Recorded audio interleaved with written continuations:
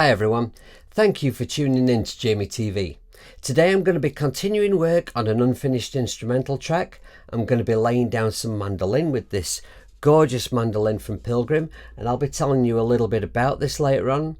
I'm going to share how I work out a mandolin part for a track, and I'll be recording with Cubasis 3, so along the way I'm going to share a few basic Cubasis 3 tips.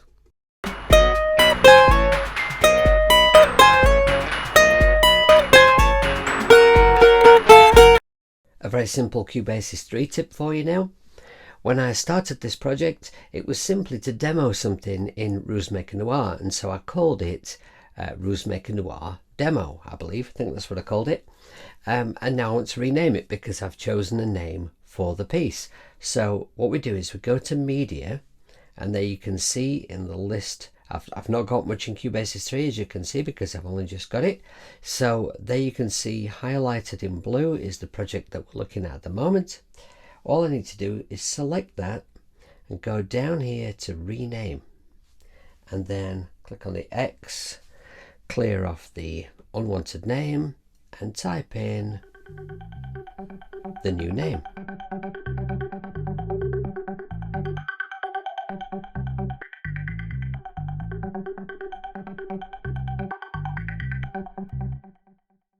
So, from the bass guitar to the mandolin, couldn't be much more different really, but when I'm recording, I like to put a lot of thought into what instruments I'm choosing and what frequency they sit in naturally.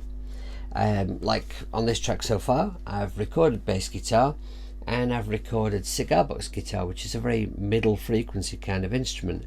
So it seems logical to me now to choose a very sort of high frequency, rootsy sounding kind of instrument.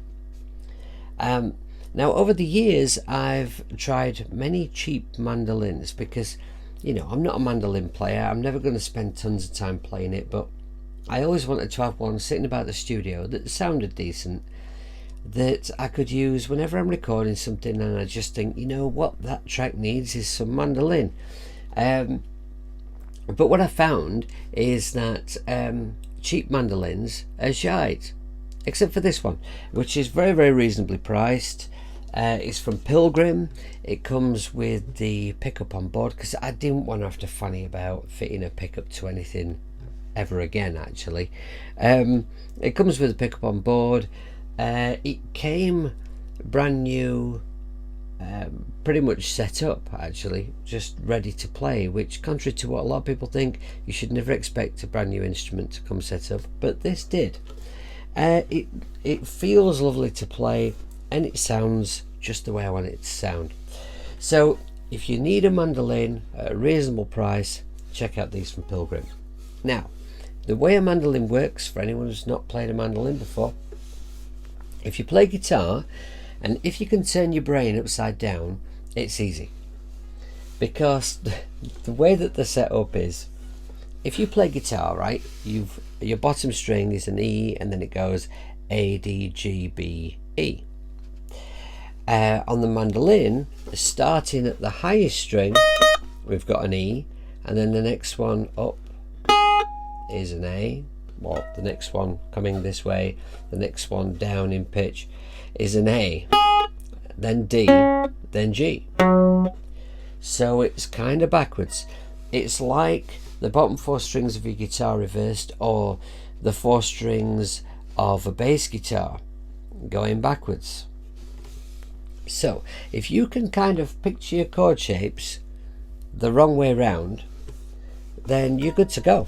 So like anyone who plays guitar, right, a G chord, a C, right. So, you know, I've not like studied mandolin, I've not taken mandolin lessons or I really studied deeply. What I do is when I want some mandolin on the track, I pick it up and I start figuring stuff out. So I'll just show you how I figured something out for this track. So to find a G7, I know already that this shape is my G, right? And I know to make this into a G7, I'm going to need an F. So I just go to my D string and count up 3, D sharp, E, F, add that into the shape, and there's my G7. I just work things out like that. But it also occurs to me that I could also play the F here at fret 1 on my E. So if I still hold down that B on the A string there, but then just let my G and D ring open, I've still got all the notes for my G7. So if I use both, then I can play G7s but have some movement.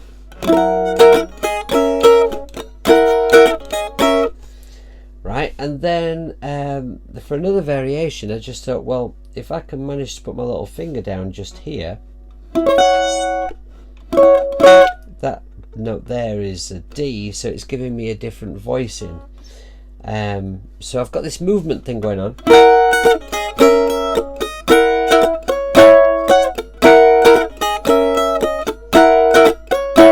I was practicing a little bit. One thing that's concerning me while I'm playing it is my lowest string here is a G, which obviously fits all of these chord, all these versions of the chord, because they're all based around G. I really didn't need to say that, did I? But if I let it ring out the whole time, it's kind of droning.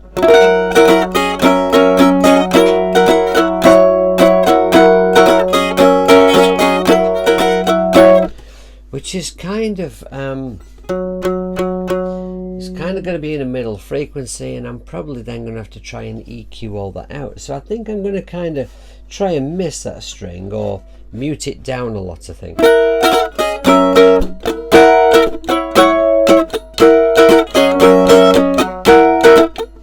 think it's best just left out, actually. Right, okay. And so then for the end of the introduction, I need a D7, C7, B flat 7 back to G. D7 is here, which I know because there's my C, which is 3 frets up from A, because I kind of think of where the flat 7 is backwards from D, just go down 2 semitones, need a C. And then there's the F sharp, which is my 3rd in that chord, and then of course I need a D, and I need a G to be my 5th. So there's my D. Now the G7 chord I made using a little bit of guitar player logic, if I take that up 5 frets, that's got to be a C7. So then bring it down 2 frets from there, it's going to be B flat 7. And then all I need is my G7. So D7, C7, B flat 7, G7, right? So what I'm going to do is I'm going to put down that introduction part, and then I'm just going to have a little jam and see what I can come up with for the next bit. Maybe I'll put something down and maybe I won't. Probably won't, really. So I've no idea what I'm going to do. Now the way I'm recording this is I've got the Mandolin plugged in, because I'm going to record it with this microphone because it sounds really nice with this mic, but seeing as how it has this output, I may as well record 2 sounds from it, and maybe I'll do some kind of stereo thing, maybe I'll not use one of them, and maybe I'll use a blend, who knows. It's nice to have the option of the 2.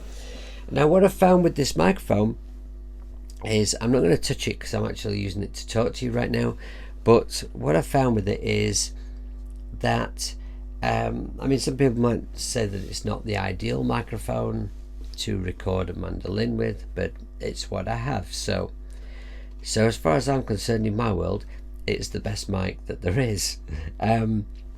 So what I found is that to have it sort of, how far away we're, nearly a foot away from the mandolin and a little higher, it seems to be catching this sound hole nicely.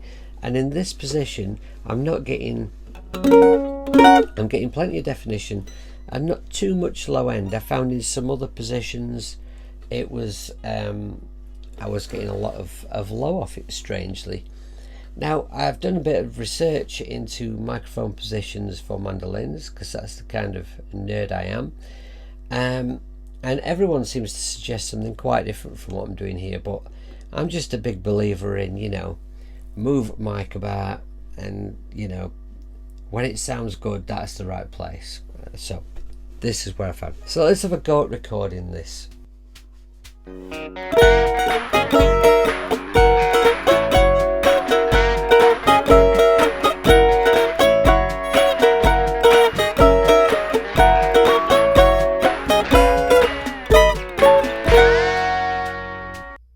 Let's say you've just recorded in some audio and some of it went well and some of it didn't, like the take I did just now.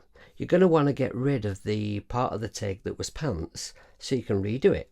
So just watch what I do here. I'm gonna, in fact, let me just show you. This is these two tracks here are the mandolin tracks. This part here at the beginning, that's the introduction, which went okay, and this second section here was terrible. So what I'm going to do is this. When I'm going to edit some audio, I want to see it bigger and clearer on the screen.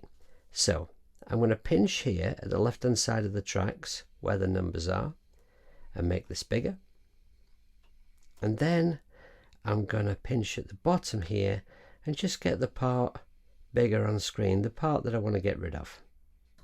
Now I'll click, where will I click? I'll click here on select both parts because they're identical, so I might as well move them exactly the same together. And then bottom right hand corner here,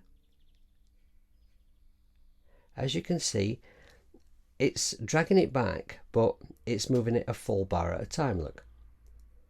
So what I'll do is I'll go up to bars here and switch that off, get rid of the snap to grid effect, and now I can move the audio freely.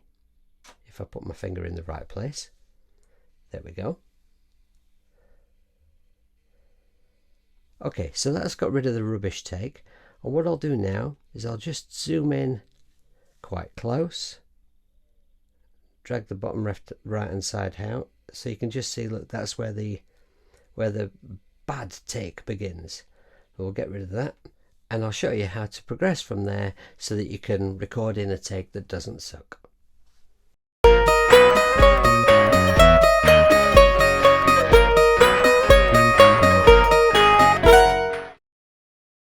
This may sound a little stupid, but whatever DAW I'm working in, I like to use certain colours for certain instruments. It may seem a little childish, but it's something that works really well for me, because if I'm looking at a really busy project with lots and lots of instruments in, if I keep the bass always purple or the drums always red, I can just go straight to that colour, and it's just kind of a time-saving thing that keeps things sort of tidy in my head. And I'm wanting to change the colour of the two tracks that I've got mandolin recorded onto because they're not right. I want these to be green. So I'm going to use this opportunity to re-engineer something to show you a problem I've had in the past with Cubasis 3. Something that I found quite frustrating. I'll show you what I did. So in order to change the colour of this mandolin track here, what I would normally do is I would press on mandolin there and go to colour in the left hand menu and then select the colour that I want. So I want this nice green over here, and as you can see, it's not working. The reason for this, and I'm embarrassed to say it took me ages to work this out, the problem is that when you're working on an iPad, the screen size is small, and so it's very easy to not see things that are over the side of the screen, right? So if I just do this, look, if I just make the screen smaller, let me just take that select off, I don't want that one. Now you can see that what's happened is I had this bass part up here selected. So what's happened is when I've gone to green, it's changed the colour of that part to green. So all I needed to do, actually let me just change that back, because if I don't that's really going to upset and annoy me. Right, so all I needed to do was deselect that and then select this track, and now I can turn it green, and I can select this track and I can turn it a slightly different shade of green, and now everything is tidy in my head again.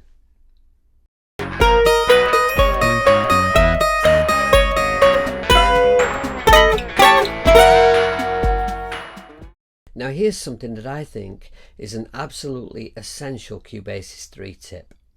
If you look at these two bottom tracks of audio here where I'm recording the mandolin, you'll see I've got two sets of switches engaged. The left hand one, the red one, is the one that tells Cubasis 3 which track I'm recording on. But you'll see I also have the monitor buttons pressed in on the right hand side, these two blue buttons. Now what happens is when you've got your monitor buttons pressed in, the default setting means that when we press record, or even when we press play, we won't hear anything that we've previously recorded on this track. I'll just show you what I mean. I'm going to press play. You're not going to hear any mandolin. Right, now that might be fine for some people, but I personally find it a little distracting. So here's how you get around it. If you go to setup, and under the audio heading here, down at the bottom you've got play audio tracks while recording. Engage that, and now if I go back and press play, I can hear my mandolin. So when I'm about to do a take, I can hear the mandolin that I've just recorded, and it gives me, I don't know, a clearer idea of where I'm going to drop in. That's just the way I prefer to use it anyway.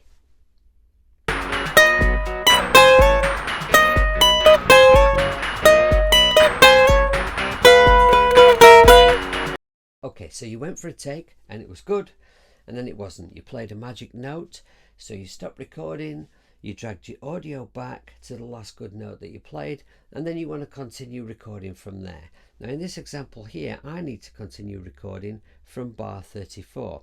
So for this example, I'm going to move the black line of doom. Actually, let me just snap to grid. There we go. The black line of doom is going to bar 34. Now, when I got Cubasis 3, what seemed to come as standard that threw me for a moment was it had this activated, Precount Mode of 1 bar. So what happened was, when I pressed record, I got a count of 4, couldn't hear any other audio behind it, and then I commenced recording from there. And I could work like that, you know, and some people might like to work like that, but it kind of threw me. If I just go back up here, you'll see that I could have had a count in of 2 bars, 3 or 4, but what I want is none, because all I do, this is how I work. I would drop this back to bar 32, and I'd simply start recording from there.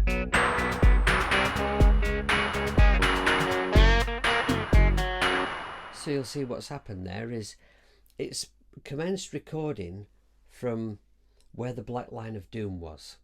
So it's, what am I trying to say? It started recording right away from there, but I could hear the audio in the background, so I'm waiting to join in and play where I need to pick up the song from.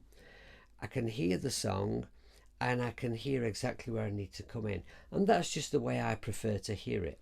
And then what we would do, you see, is we would just, let me just take the snap to grid back off, and then I know this audio would appear to have replaced the previous take, but it's just sat on top, and if I grab the corner of it and drag it, you'll see that that audio is still there. So all I'm doing here is I just drag this along, and the first good note that I played in this new take, of course I didn't play any notes at all because it's just an example, but the first good note that I played in this new take, I drag it along to meet up with the last good note that I played in the previous take. I think that made sense. I'm going to leave recording there for today because I'm starving. In the next video you may see me putting down some banjo possibly. I'm not sure, who knows, but thank you for watching. I hope the video was at least a little bit enjoyable. If you haven't done already, then please do give me a thumb up, ding my bell and subscribe, and please consider checking out my Patreon. I'm an old guy now and my industry is knackered. After this virus thing is over, there's no way that it's going to return to what it was before. And music is what I do for a living. So I'm working very hard at this Patreon account. I just want to be helpful. So if there's anything that you want to know about playing things with strings or about recording on an iPad or an iPhone, then get in touch. Feel free to subscribe to me on any social media. All my details are down below the video. My email address is there for a reason. Please do contact me if you wish to do so. At my Patreon, if you request a particular video about a certain subject that I'm at least reasonably knowledgeable about, I will make that video for you. So, once again, thank you for watching and stay tuned for the next video. Take care of yourselves. Goodbye.